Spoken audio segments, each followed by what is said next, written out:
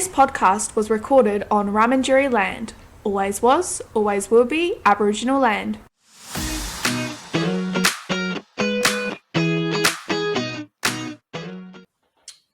Welcome to episode 7 of Fleurieu Footy Podcast. I'm your host, Steve Costello. In today's program, we'll go through the men's A-grade and reserve results from round 15.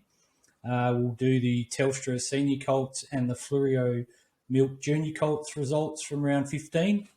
We'll have our special guest on. We'll then do 10 years ago, the Junior Colts results from round 15. We'll then look at the women's and girls presentation night and the awards. We'll do the first week of the women's and girls finals. We'll plug a local business, and then we'll do question of the week. So I hope you enjoy the show. Thanks for joining us. Here are the GSFL men's A-grade results for round 15. First game saw Mount Compass host Victor Harbor in an important game for Victor to secure fourth spot. However, Mount Compass beat Victor Harbor 10-goal 10-70 to Victor Harbor 9-goal 12-66. The next game saw Encounter Bay host Strathalbyn, which was a match to see who could hold on to fifth spot or get into fifth spot. Encounter Bay defeated Strathalbyn in a pretty close tussle and a fiery game at times, 10-9-69 to 8-6-54. McLaren hosted Langon Creek, and McLaren defeated Langon Creek 14-goal 12-96 to Langon Creek 7-goal 6-48. And then there was a battle for the wooden spoon. Yankalilla hosted Gore Port Elliot, and Yankalilla defeated Gore Port Elliot 17-goal 19-121 to Gore Port Elliot 8-goal 11-59. And in the final game, Myponga Selix hosted Wollonga.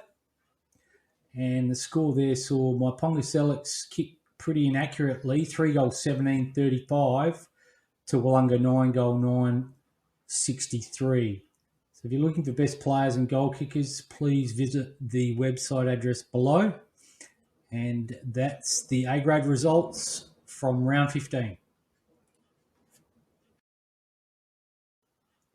Here's the leading goal kickers after round 15 for the men's A-grade. On top is Sam Basham from Victor Harbor with 49, followed closely by Matthew Merritt from McLaren in second spot on 48. In third spot's Ben Simmons from Strathalbyn, who missed Saturday's game, and he stays on 47. Fourth is Jake Tarker, who kicked a couple from Encounter Bay, goes to 44. Fifth is Jackson Elms, Victor Harbor, 41.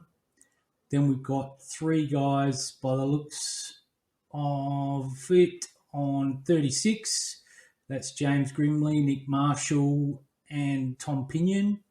And then in seventh spot, we've got Tyson Neal from Encounter Bay on 33.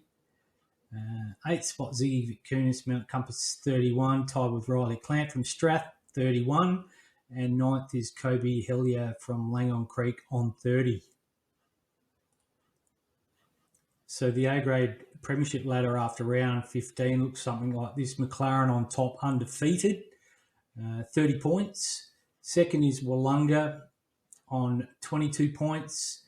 Third is Myponga Selix on 20 points. Fourth is Encounter Bay on 18 points. Fifth is Victor Harbor on 18 points. So Encounter Bay Victor separated by percentage there. We've also got Strathalbyn in sixth spot on 14 points, followed by Langon Creek 7th on 14 points, Mount Compass in 8th on 10 points. Yankalilla are now 2 games clear of Gore in 9th, and Gore Port Elliot are in 10th. And that's the ladder after round 15.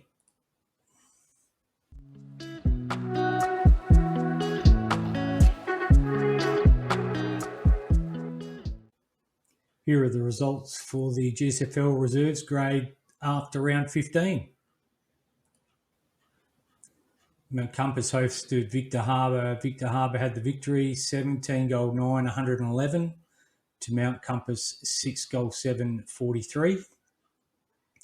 Encounter Bay hosted Strathalbyn, and Encounter Bay ran out winners 8-goal 9-57 to Strathalbyn, 3-4-22. McLaren hosted Langon Creek, and McLaren were winners there, 7 goals, 850 to Langon Creek, 5 goals, 939. Yankalilla hosted Gould Port Elliot, and Gould Port Elliot had a win there, 10 goals, 1171 to Yankalilla, 3 goals, 624.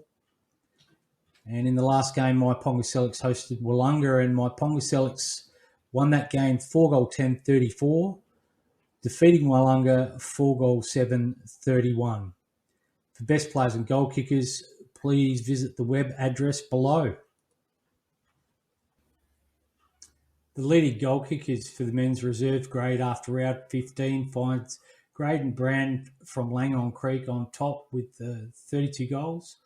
In second, Blake Bailey from Encounter Bay on 31 goals. Third is Thomas Grundy from my Ponga Selix on 29. Fourth is Ben Hutchinson from my Ponga Selix on 23. Fifth is Sebastian Gerardo from my Ponga Selix and Jacob Steele from Wollonga on 18. And we've got a tie for 6, Braden Anderson McLaren with his teammate Luke Goodison from McLaren, both on 17. Tie for 7th, Jake McDonald Wollonga 16, Lachlan Costello Encounter Bay 16. Then we've got 3 guys in 8th on 15 goals, James Lawton, Wollonga, Isaac Lyons, Langon Creek, and Mark Curtis, McLaren. Here's the men's reserve grade Premiership ladder after round 15, and on top is Encounter Bay with 26 points. In second is Wollonga on 24 points. Third is my Ponga Selix on 22 points. Fourth is McLaren on 21 points. Fifth is Langon Creek on 18 points.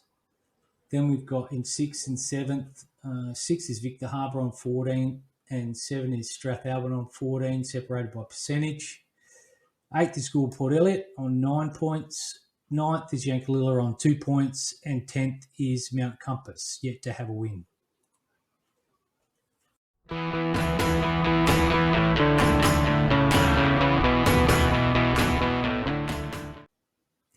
Here are the results for the GSFL Telstra Senior Colts after round 15. First game saw Mount Compass host Victor Harbour. Mount Compass had a comfortable win, 17 goals, 24-126 to Victor Harbour, 1 goal, 2-8. Encounter Bay hosted Strathalbyn, and Encounter Bay were defeated by Strathalbyn, 9 goals, 761 to 4 goals, 731. McLaren took on Langon Creek, and McLaren were victorious there, 10 goal 13-73, defeating Langon Creek, 6 goal 238. Yankalilla hosted Gould Port Elliot, and Gould Port Elliot had a win, 6 goal 642 to Yankalilla, 5 goal 737. And the last game saw my Ponga Selix host Wollonga. My Ponga Selix had a win there, 8 goal 13-61 to 4 goal 529. Once again, best players and goal kickers can be found at that web address. Here's the leading goal kickers for the GSFL Telstra Senior Colts after round 15. We've got in first place Dexter Kenny from my Ponga Selix on 50. Then we've got Ryan Corby from Encounter Bay and Dash Hawley from Yankalilla tied for second on 36. Third is Josh Gerardo from my Ponga Selix on 33. Fourth is Archie Evans, Gould Port Elliot, 32. Fifth is Jack Gilbert from Strathalbyn, 29. Then we've got sixth, Zaid Edwards from Wollonga, 24. Seventh is Lockie Nash from Mount Compass, 23. Then we've got Tyler Davidson from McLaren and Adam Toke from Langon Creek, both on 22 and 8th spot. Ninth, Finn Hayden, Gould Port Elliot, 21. 10th, John Farrant, McLaren, 20. The Telstra Senior Colts ladder after round 15 looks like this. My Ponga Selix the top on 26 points. Second is Encounter Bay on 24 points. Third is Strathalbyn on 22 points. Tied with Wollonga on 22 points, just separated by percentage. Fifth is Gould Port Elliot on 20 points. Sixth is McLaren on 12 points. Seventh is Yank on 10 points. 8th is Langon Creek on 8 points. 9th is Mount Compass on 6 points. And 10th is Victor Harbour, yet to have a win. And I reckon that top 5 is set.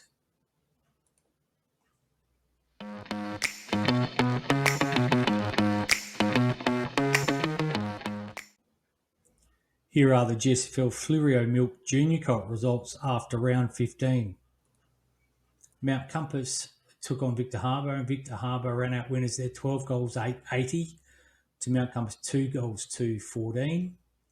Encounter Bay hosted Strathalbyn, and Strathalbyn defeated Encounter Bay 10 goals 868 to Encounter Bay 1 goal 410. And McLaren took on Langhorne Creek, and McLaren were the winners 9 goals 862 to Langhorne Creek 4 goal 428. Yankalilla hosted Gould Port Elliot, and Gould Port Elliot had a convincing win 15 goals 16-106 to Yankalilla 1 goal 6. Final game, my Ponga Selix took on Wollonga, and my Ponga Selix were victorious 8 goals 654, defeating Wollonga 3 goal 119. And once again, you can find your best players and goal kickers at that web address below. This is the Fleurieu Milk Junior Colts Premiership ladder after round 15, and on top is my Ponga Selix on 28 points. In second is Wollonga on 25 points. In third is Strathalbyn on 22 points. In fourth is Encounter Bay on 20 points. And in fifth is Victor Harbor on 19 points. Then sixth is Gould Port Elliot on 16 points. Seventh is McLaren on 12 points. Eighth is Langhorne Creek on 6 points. Ninth is Mount Compass on 2 points. And 10th is Yankalilla, yet to have a win. And there's still a chance that Gould Port Elliot could possibly get in. They're a couple of games behind, but there is 3 games left, so they're a chance still.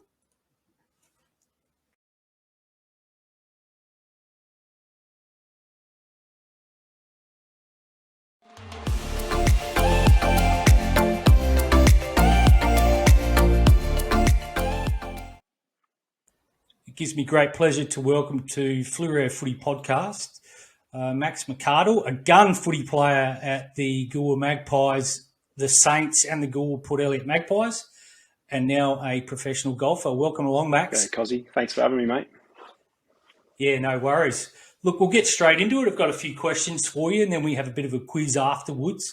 The questions for the quiz will range from pretty hard to fairly easy, so I'm sure you'll cruise through them, mate. So the first question I've got about you is, tell us a little bit about your preparation for a golf tournament compared with preparing for a game of footy. Yeah, okay.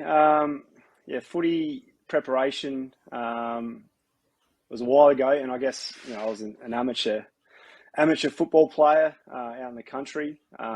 We train twice a week and maybe a recovery on a Sunday morning.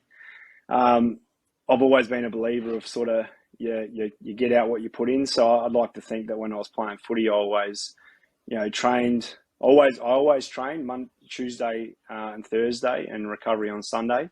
Always try to give myself the best chance to play, as good a footy as I probably could. I love to sort of keep fit and get as many touches of the footy as I could at training. I love kicking the footy. I love getting handballs. Love kicking goals. And I thought, when you're training, the camera just moved. When you're training, that's when you get the most opportunity to work on your craft. So, football, at that level, I think I trained. I like to think I trained reasonably well. And preparation was obviously keep hydrated and try and eat, reasonably well to keep the weight off and be able to run around on Saturday. Golf, the diet's, obviously pretty important. The training is fractionally different. We don't really need the aerobic side of it, but the preparation begins probably months or weeks in advance, or throughout the year. I have highlighted in my diary the weeks that I'm playing tournaments. Obviously play golf as a professional, so I'm practicing every week, Monday to Friday these days, preparing for when my tournaments do come around. So it's a yearly thing. For an actual tournament, the prep starts on a Monday. We fly into the course or the city or the country we're playing. I get out to the course. I'm mapping the course. I'm working out a strategy of how to play the course the best I can. Working out what clubs I need to play the course, whether I need 4 wedges, 3 wedges, 2-iron, a 3-iron, or a hybrid. And then obviously on practice rounds Tuesday, Wednesday for a tee-off, which is usually Thursday morning or Thursday arvo. And hopefully, if my preparation's well, I'll play Thursday to Sunday afternoon and try and assess or be ready for all conditions that the weather or the course is going to throw at me. Okay. So obviously there's been some changes in the golfing world. What are your thoughts on the Greg Norman Breakaway Tour? Yeah, there definitely has. I think the Live Tour, I think it will be good for golf. I think it brings a team aspect, which from my background and growing up playing team sports, I really miss that. Golf's a very individual game. It sounds like the Live is going to be built around the team format, obviously with an individual prize there. I think the PGA having some good, healthy competition is a good thing. I think the US PGA Tour have had a monopoly on golf forever. They've built their season to be 45, 50 weeks long, which basically holds guys accountable to have to play golf over there for the whole year. Locked in. Yeah, you're locked in for the whole year, and it's cutthroat. You have to play every event to keep your job. So I think the Live Golf will give guys an opportunity to play team format, spend more time at home with their family, and get paid to play the sport that they're good at. So I don't mind it. I think it's going to give guys a good opportunity to play a different format. Yeah, look, I couldn't agree more, mate. I think it's going to be great for the game. Yeah, in the long run. So. And I think what we're seeing is I think there's 48 players at the moment. I'd like to think, I haven't looked too closely at it, but there's a lot of South African guys that have joined. There's a few Aussies playing there. I'm sure there'll probably be a few more Aussies that'll join the tour. So a lot of guys, Englishmen are playing, guys that have had to move over to America to apply their trade away from friends and family. I think they're seeing the opportunity to spend some more time in their home country with family and friends and still be able to play golf at a high level. And I think Liv gives them that. Now, tell us a little bit about teeing off in the final round of the Australian Open at Royal Sydney Golf Club up on that platform tier near the clubhouse. Yeah, it's not a bad tee shot when you're playing Thursday morning or Friday arvo, but I was lucky enough to get myself in a position in 2013 to be third going into the final round. I think I was about 5 shots off Rory McIlroy and Adam Scott, who were leading the event. So it was going to take something pretty special to try and catch them. But mate, the crowd was big. There was a lot of people there. I was really excited to be out there playing amongst, I guess, Rory and Adam. And obviously for my own benefit, I wanted to try and win the tournament, but I was really taking it in. But that first tee shot, it's up on you walk up 2 flights of stairs to get up the top. It's next to the clubhouse. To the right, the clubhouse goes for about 25 metres and it's just glass windows. And as I was going up, I'm getting a bit nervous and a bit jittery, anxious about what the day is going to have for me. And I remember looking in the glass and seeing all the members in there, sipping their tea and having a beer and stuff. And I was thinking, geez, that window goes a long way. If I hit a hosel here, I could send one straight through there. I spoke to my caddy a little bit about that. He goes, Maxie, just pull your 3-iron and just hit the fairway like you have been, and we'll give ourselves a nice wedge in. I said, okay, Brad.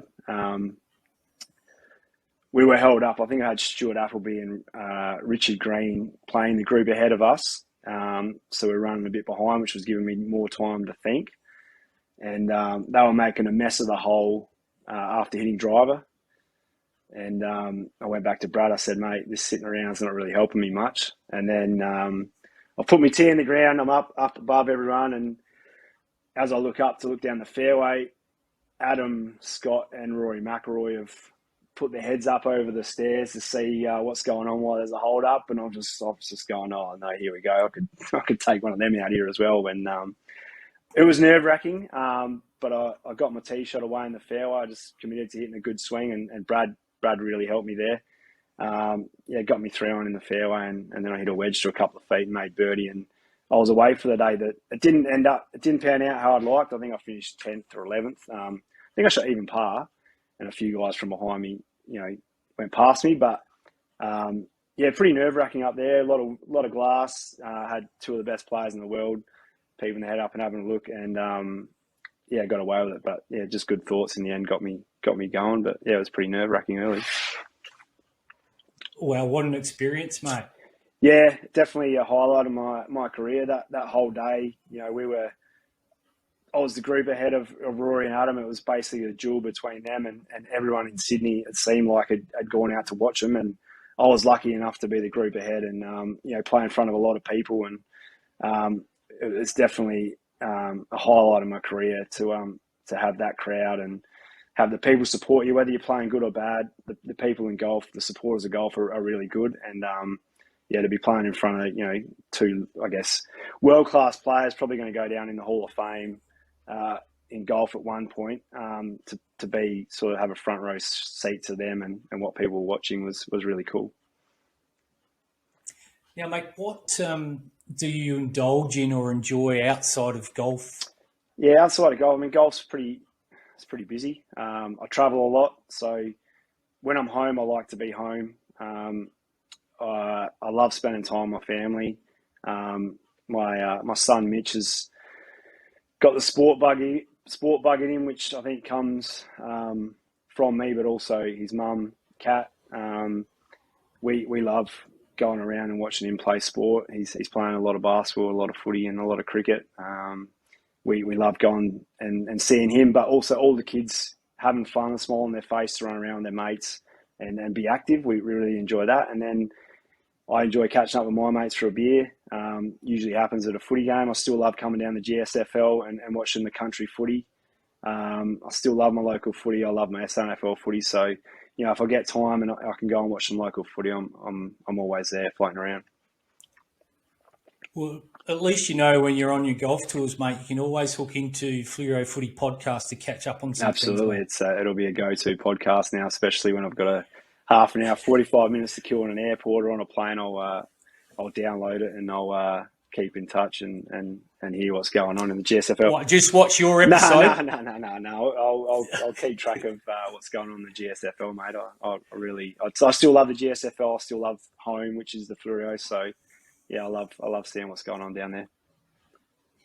Now, do you have a favourite footy moment and do you have a favourite golfing moment? Yeah, I do. Mate, I think just playing footy with your mates in a team environment, being involved in the footy club was a great moment. Wasn't able to win a premiership. Was unlucky to lose a grand final in under 14s.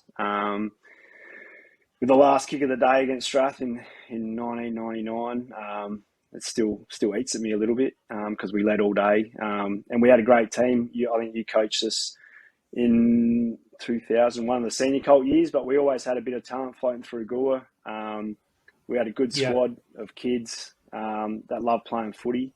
It would have been great to get a premiership, but we weren't able to do that. But I was very lucky to be able to play footy. And I enjoyed that. I honestly just enjoyed being a part of a team and playing footy for your local town.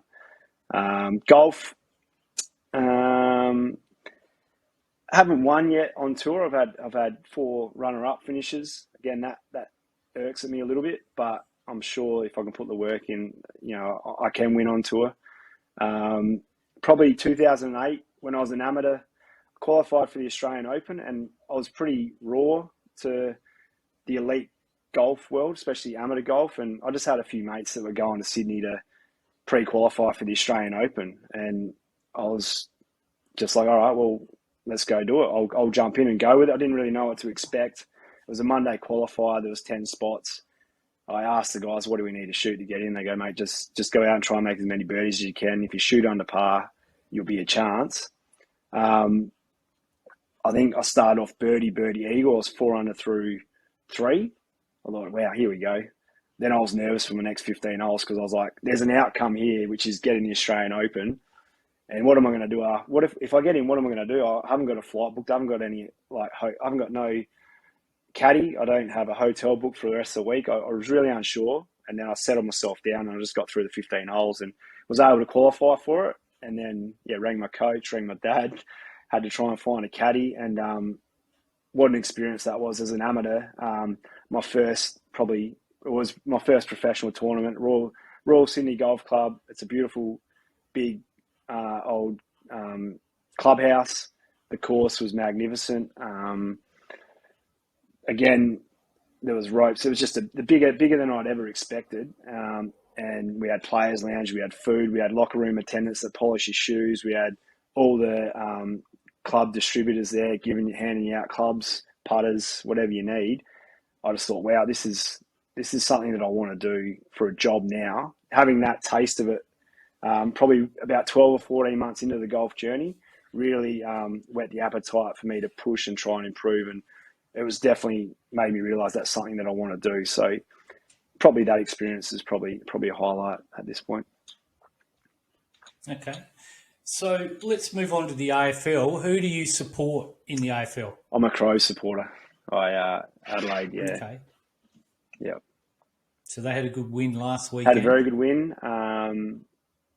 They played good for 4 quarters. I think the pressure was up.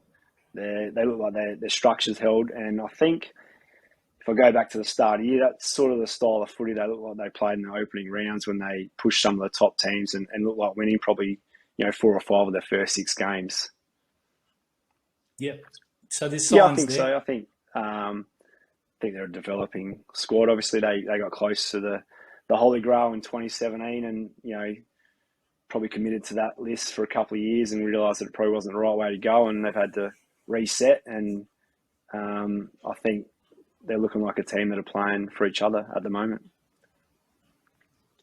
So who's your all-time favourite player in the AFL and who's your all-time favourite golfer? Probably don't have an all-time favourite player, but I think always enjoyed watching a lot of players growing up. And even today, you still take your hat off to how good some of these guys can be.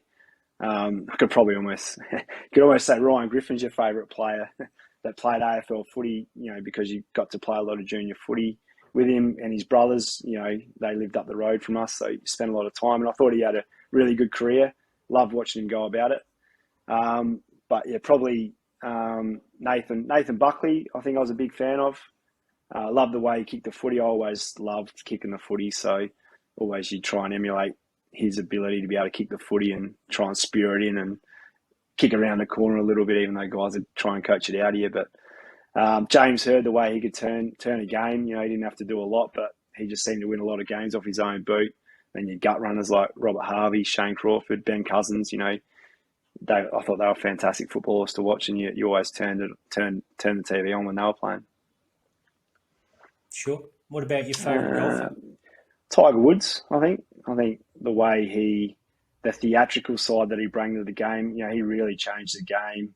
I still, to this day, if he's playing the tournament, I'll watch golf. I don't watch a lot of golf, but if Tiger's playing, his skill and ability to win under pressure or to get over the line under pressure, the will to win was just incredible. And he's just a freak athlete and a freak of the game. So yeah, really enjoyed watching Tiger Woods play.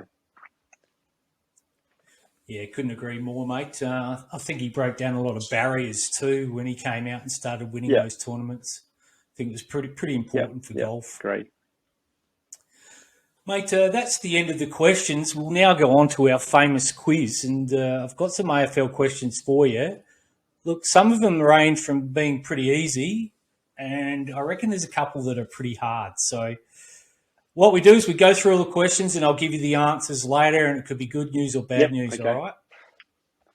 So question 1, who was the number 16 player for Port Adelaide in 2003?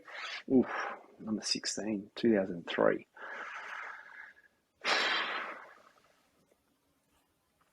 I reckon Warren Treadray wore number 16, but if he was captain, do they have a rule where he's got to be number 1? Was he captain in 2003? I can't The answer only the number question 16 for you, that I can mate, think of back then was probably Warren Treadray. So we'll move on to question 2. Which team won their 3rd premiership in a row in 2003? that'd be Brisbane Lions. Which coach, he was the Brisbane Lions coach in 2000, coached Collingwood to their last premiership win in 1990, and it's multiple choice. You've got Mick Malthouse, Danny Frawley, David Cloak, or Lee Matthews. Lee Matthews.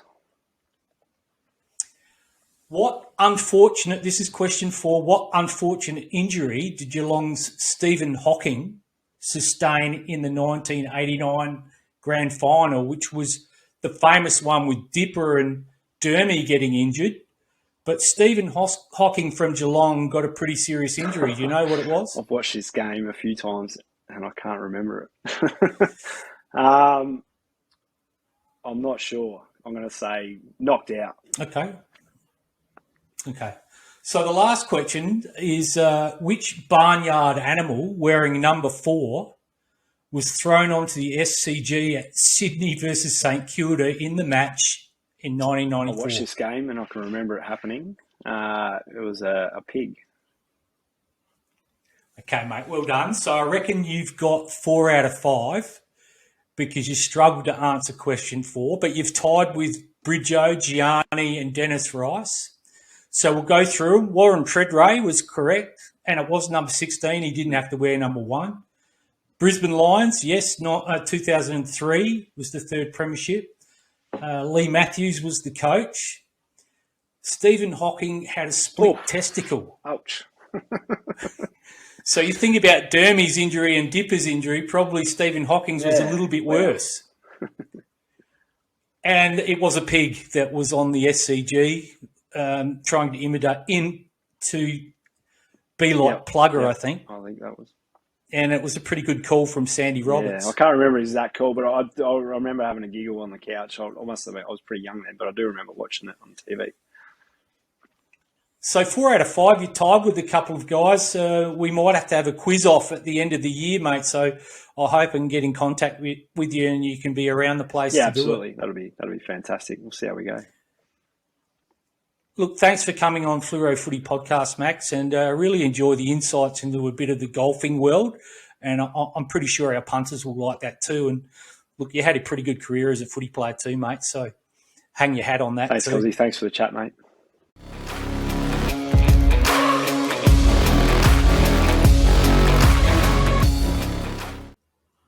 Here are the Junior Colt results from round 15 10 years ago, and you'll have a look and see some familiar names and surprising results. Langon Creek hosted Yankalilla, and the final score saw Langon Creek victorious 4-goal 14-38 to Yankalilla 3-goal 4-22. Best players for Langon Creek: K Cooper, J Dominish, S Croup, H Van Dyke, D Chapman, L McDonald, and the goal kickers J Dominish 2, R Clark and D Chapman 1 each. Yankalilla's best players: T Bartlett, J Tillis, D Dawes, T Illingworth, J Fitzgerald and B Soberg. Goal kickers J Tillis 2 and T Bartlett 1. Mount Compass hosted Encounter Bay, and the final score saw Encounter Bay 8-goal 7-55 defeat Mount Compass 1-goal 6. Best players for Encounter Bay: J Crispin, J Schindler, N Mogg, T Taggart, L Byrne and J Sewell. Goal kickers S Bartlett 4, J Sewell 2, singles to J Davis and R Mason. Best players for Mount Compass: J Boots, W Zimmerman, Z Young, C Connor, J Goodyer and B Lance, and the goal kicker was W Zimmerman. Maiponga Selix hosted McLaren, and the final score saw Maiponga Selix 6-goal 2-38 defeat McLaren 4-goal 2-26. Best players for Maiponga Selix: T Hoffman, C Bradshaw, Z Gregson, Q Raymond, J Lander and J Stangroom. Goal kickers B Hill 2, H Lees 2, L Securi and Q Raymond 1 each. Best players for McLaren: L Matthews, M Allison, N Tugwell, B Cattrall, B Dunlop and M Jarvis. Goal kickers M Ellison 2, B Dunlop and B Cattrall 1 each. Strathalbyn took on Wollonga, and Wollonga 6-6-42 defeated Strathalbyn 3-5-23. Best players for Wollonga: K. Milford, M. Waterwitz, R. Collier, C. Turner, H. Essler, and J. Colwell. Goal kickers: H. Essler 3, C. Turner, C. Bull, K. Milford, all 1 each. Best players for Strathalbyn are Perry, B. Fisher, N. Fitzgerald, J. Wright, S. Blight, and Z. Meyer. Goal kickers: S. Blight 2 and C. Holt 1. In the final game, Victor Harbour hosted Gould Port Elliot Magpies. And the score: Victor Harbour 7-6-48 defeated Gould Port Elliot 1-2-8. Best players for Victor Harbour: J. McKinnon, T. Dennis, C. Bartlett, L. Barillo, M. Scott, and J. Cameron. And the goal kickers: N. Kruger 2, L. Barillo 2, A. Williams, L. Highwood, T. Dennis 1 each. Best players for Gould Port Elliot: J. Shaw, C. Still, J. Granston, Q. Thurtell, and E. Reid. And the sole goal kicker, D. Dowsett.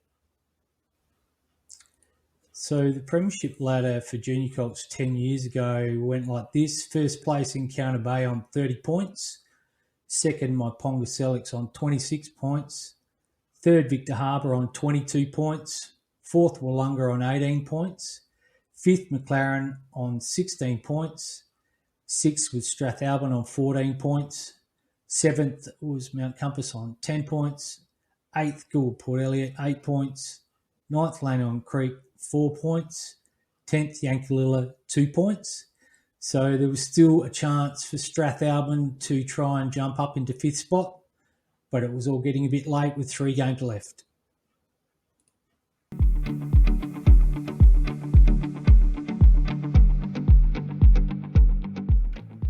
Here are the results from the FPA Great Southern Women's Presentation Evening. So the GSFL FPA Girls Under 17 Association medalist was Bella Rigby from Wollonga with 19 votes. Congratulations. The GSFL FPA Girls Under 17 leading goal kicker, congratulations to Emma Charlton from Wollonga with 31 goals. The GSFL FPA Women's A-Grade Most Valuable Player Coaches Award, congratulations to Tess Huxtable from Strathalbyn with 22 votes. The GSFL FPA Women's A-Grade Leading Goal Kicker, congratulations to Courtney Gum, 21 goals from Wollonga. The GSFL FPA Women's A-Grade Association medalists, congratulations to joint winners, Amy Vitkunis, Mount Compass, and Tiffany Copley, McLaren, both with 14 votes.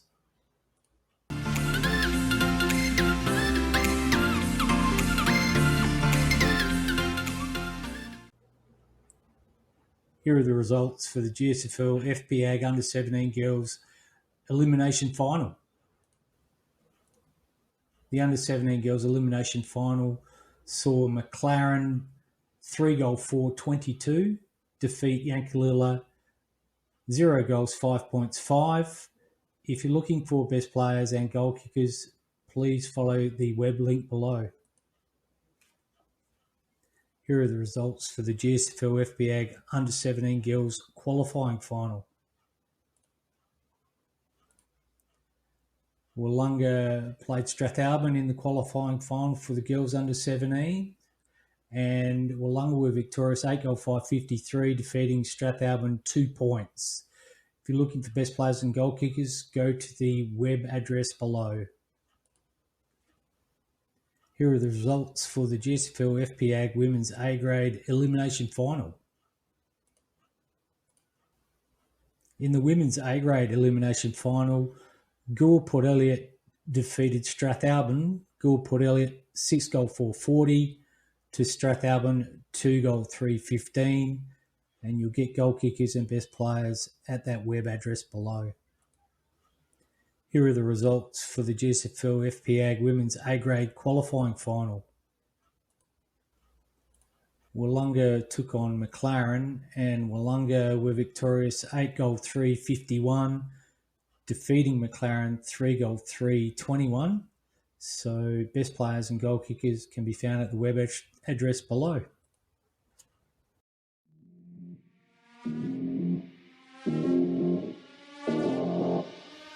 It's time for this week's Plug a Local Business.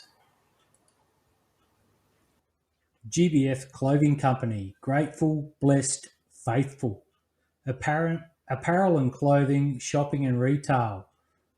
Go get your tees, ladies' tees, hoodies, crews, trackies, youth apparel or caps.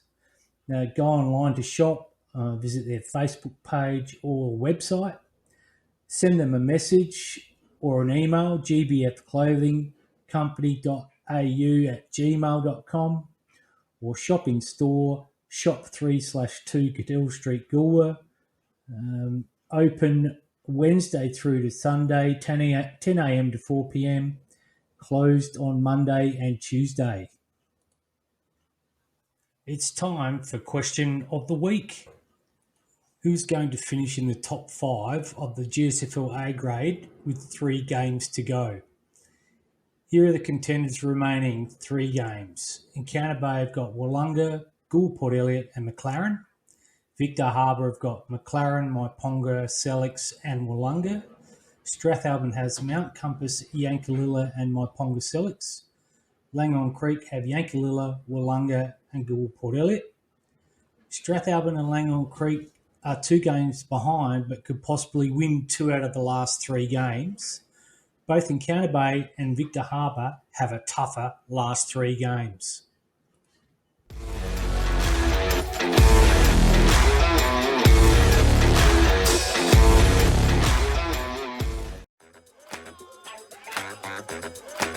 Don't stop. Watch out now.